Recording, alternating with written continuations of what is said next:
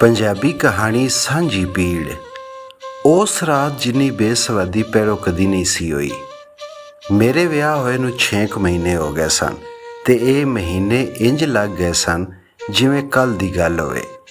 ਮੇਰੀ ਵਹੁਟੀ ਵੇਖਣ ਚਾਖਣ ਵਿੱਚ ਇੰਜ ਲੱਗਦੀ ਸੀ ਜਿਵੇਂ ਉਹ ਚੰਨ ਦੀਆਂ ਰਿਸ਼ਮਾਂ ਦੀ ਬਣੀ ਹੋਈ ਗੁੱਡੀ ਏ ਤੇ ਅੱਖ ਬਚਾ ਕੇ ਮੈਂ ਉਹਨੂੰ ਕਿਧਰੋਂ ਚਾਹ ਲਿਆਂਦਾ ਏ।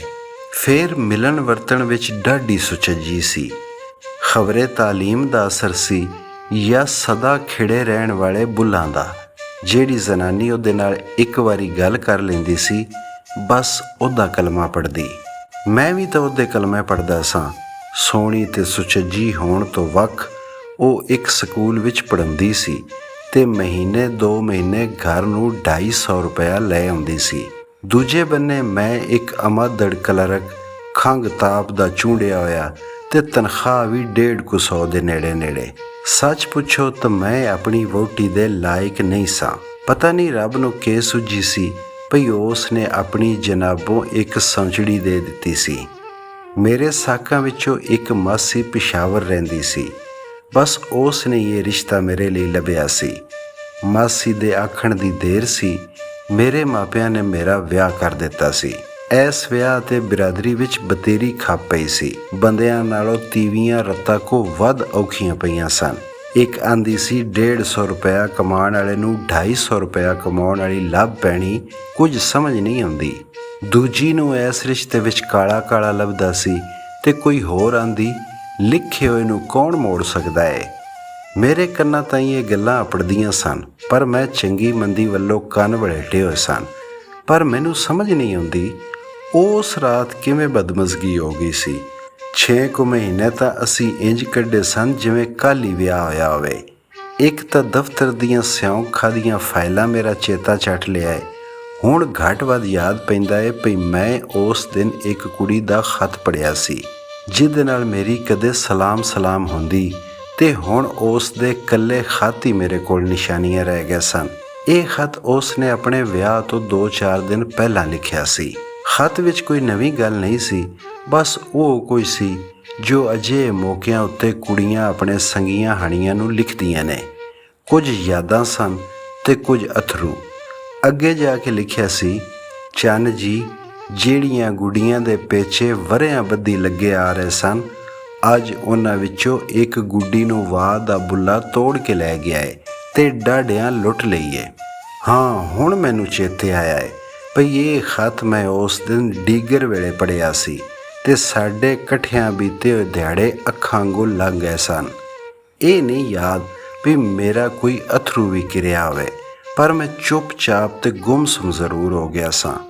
ਮੇਰੀ ਵਹੁਟੀ ਮੈਨੂੰ ਪੁੱਛਦੀ ਸੀ ਭਈ ਤੁਹਾਨੂੰ ਕੀ ਹੋ ਗਿਆ ਏ, ਤੁਸੀਂ ਚੰਗੇ ਭਲੇ ਦਫ਼ਤਰੋਂ ਆਏ ਸੋ, ਕਦੇ ਮੇਰੇ ਮੱਥੇ ਤੇ ਹੱਥ ਧਰਦੀ, ਪਰ ਮੈਂ ਉਸ ਨੂੰ ਕੀ ਦੱਸਦਾ। ਉਸ ਨੂੰ ਮੈਂ ਬਤੇਰਾ ਆਖਿਆ ਕਿ ਕੋਈ ਗੱਲ ਨਹੀਂ, ਪਰ ਉਹ ਜੱਲੀ ਮੰਨੇ ਹੀ ਨਾ। ਉਸ ਦੇ ਸਵਾਲਾਂ ਤੋਂ ਬਚਣ ਲਈ ਸਿਨੇਮਾ ਲੈ ਗਿਆ, ਫਿਲਮ ਵੇਖੀ।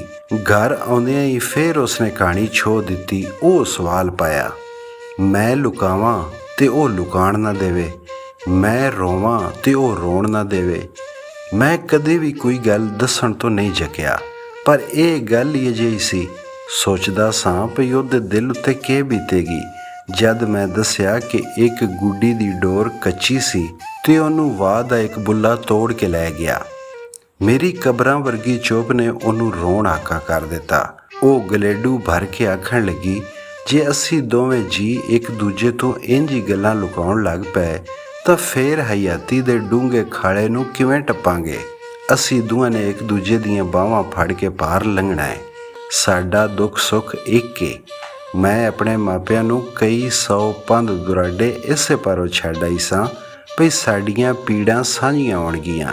ਜੇ ਤੁਸੀਂ ਮੈਨੂੰ ਆਪਣਾ ਨਾ ਸਮਝੋ ਤਾਂ ਇੱਥੇ ਮੇਰਾ ਕੌਣ ਏ। ਮੈਨੂੰ ਗੱਲ ਨਾ ਔੜੇ, ਇਹਨੂੰ ਮੇਰੀ ਕਮਜ਼ੋਰੀ ਆਖ ਲਓ ਜਾਂ ਕੁਝ ਹੋਰ।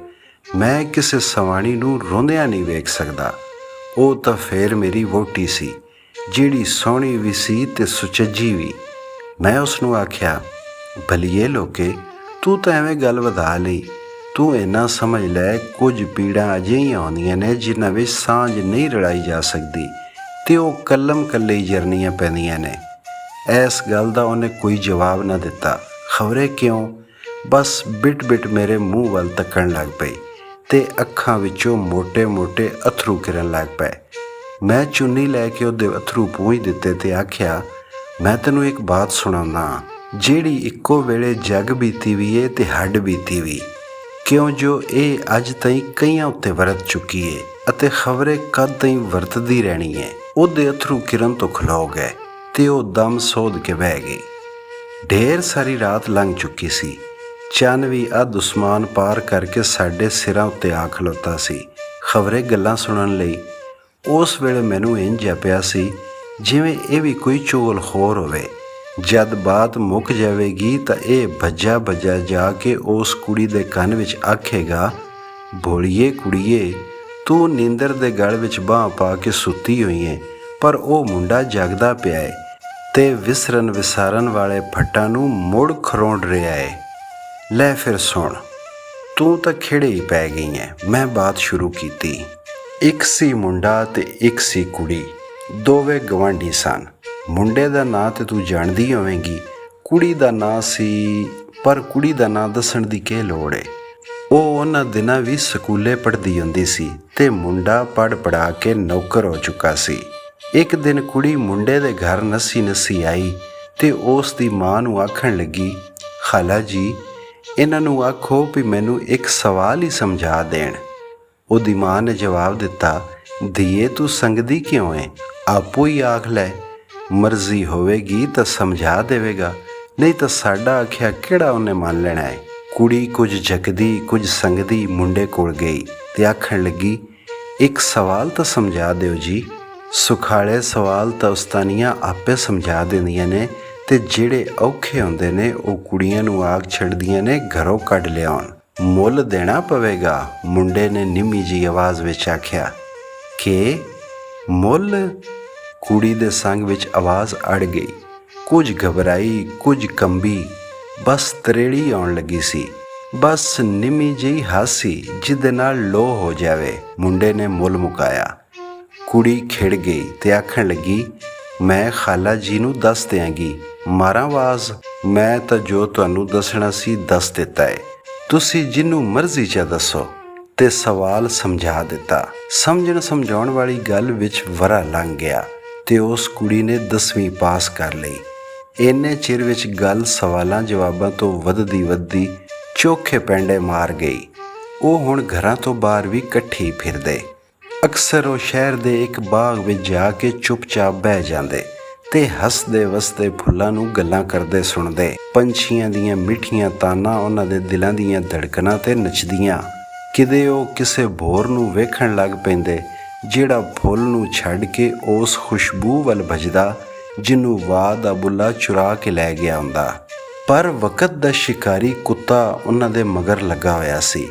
ਇੱਕ ਦਿਨ ਜਦ ਮੁੰਡਾ ਦਫ਼ਤਰ ਤੋਂ ਪਰਤਿਆ ਕਿ ਵੇਂਦਾ ਏ ਭਈ ਉਹਦੇ ਗਵਾਂਢ ਸਵਾਣੀਆਂ ਦਾ ਡਾਢਾ ਮੇਲਾ ਲੱਗਾ ਹੋਇਆ ਏ, ਉਸ ਦਾ ਦਿਲ ਧੜਕਣ ਲੱਗ ਪਿਆ। ਉਸ ਵੇਲੇ ਉਹਨੂੰ ਆਪਣਾ ਕੋਈ ਜਾਣੂ ਉੱਥੇ ਨਹੀਂ ਲੱਭਦਾ ਪਿਆ ਸੀ। ਉਹ ਨੱਸਾ ਕੋਠੇ ਤੇ ਗਿਆ ਕਿ ਵੇਂਦਾ ਏ ਕਿ ਉਸ ਕੁੜੀ ਕੋਲ ਉਹਦੀਆਂ ਸਾਕਾਂ ਸੈਣਾ ਖੜੀਆਂ ਨੇ ਤੇ ਕੁਝ ਖਾਣ ਨੂੰ ਆਖ ਰਹੀਆਂ ਨੇ। ਕੁੜੀ ਨੇ ਮੂੰਹ ਤੇ ਦੁਪੱਟਾ ਧਰਿਆ ਹੋਇਆ ਹੈ, ਉਹ ਕੁਝ ਨਹੀਂ ਬੋਲ ਰਹੀ, ਅੱਖਾਂ ਵੀ ਮਾੜੀਆਂ ਲਾਲ ਨੇ। ਖਬਰੇ ਉਹ ਰੋਂਦੀ ਰਹੀ ਸੀ। ਉਹ ਸਮਝ ਗਿਆ ਕਿਉਂ ਜੋ ਇਹ ਅਜਿਹਾ ਔਖਾ ਸਵਾਲ ਨਹੀਂ ਸੀ ਜਿਹੜਾ ਉਸਤਾਨੀਆਂ ਘਰੋਂ ਕੱਢਣ ਲਈ ਦੱਸ ਦਿੰਦੀਆਂ ਨੇ। ਦੂਜੇ ਤੀਜੇ ਦਿਹਾੜੇ ਮੁੰਡੇ ਨੂੰ ਇੱਕ ਖੱਤ ਮਿਲਿਆ ਜਿਹਦੇ ਵਿੱਚ ਕੁਝ ਯਾਦਾਂ ਸਨ ਤੇ ਕੁਝ ਅਥਰੂ। ਮੈਂ ਲੰਮਾ ਜਿਹਾ ਸਾਹ ਲਿਆ ਤੇ ਚੁੱਪ ਕਰ ਗਿਆ। ਫੇਰ ਮੇਰੀ ਵਹੁਟੀ ਪੁੱਛਣ ਲੱਗੀ। ਉਸ ਦੀਆਂ ਅੱਖਾਂ ਵਿੱਚੋਂ ਤੱਤੇ ਤੇ ਸੁਲਗਦੇ ਅਥਰੂ ਵਗ ਰਹੇ ਸਨ ਤੇ ਉਹ ਦੂਰ ਕਿਧਰੇ ਡਾਢੀ ਦੂਰ ਅਪੜੀ ਹੋਈ ਸੀ। ਫੇਰ ਬਾਤ ਮੁੱਕ ਗਈ। ਮੈਂ ਜਵਾਬ ਦਿੱਤਾ ਕਿ ਉਹ ਕੁੜੀ ਮੁੰਡੇ ਨੂੰ ਮੁੜ ਨਹੀਂ ਮਿਲੀ। ਉਸ ਪੁੱਛਿਆ, ਹਾਂ ਮਿਲਦੀ ਏ, ਪਰ ਉਹ ਗੱਲਾਂ ਕਿੱਥੇ?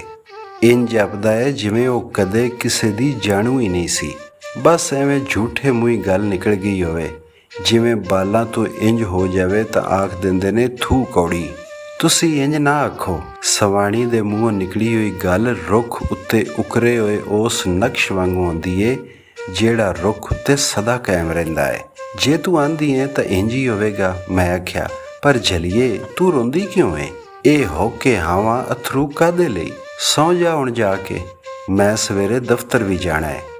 ਕੁਝ ਦਿਹਾੜੇ ਲੰਘਣ ਨਾਲ ਮੈਂ ਗਵੇੜ ਲਾ ਲਿਆ ਭਈ ਉਸ ਰਾਤ ਉਹ ਹਾਵਾਂ ਹੋ ਕੇ ਅਥਰੂਆਂ ਵਿੱਚ ਕਿਉਂ ਡੁੱਬੀ ਹੋਈ ਸੀ, ਪਰ ਮੈਂ ਕੋਈ ਪੁੱਛ ਪ੍ਰਤੀਤ ਨਾ ਕੀਤੀ। ਨਾਲੇ ਇਹ ਵੀ ਗੱਲ ਹੈ ਭਈ ਉਸ ਰਾਤ ਮਗਰੋਂ ਸਾਡੇ ਘਰ ਵਿੱਚ ਕਦੇ ਬੇਸਵਾਦੀ ਨਾ ਹੋਈ।